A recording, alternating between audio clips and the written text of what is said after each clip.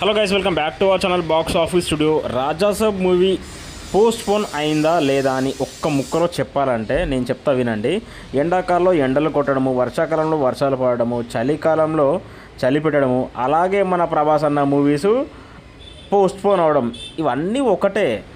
So yes, Raja Saab movie 100% అఫీషియల్గా post phone అవుతుంది.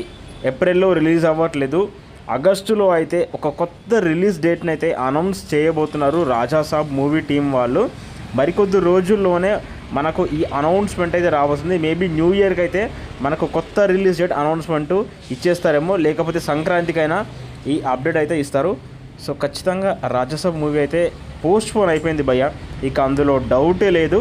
ఇది మీరు నిజం అనుకోండి లేకపోతే ఫేక్ అనుకోండి, నేను మాత్రం నిజం చెప్తున్నా.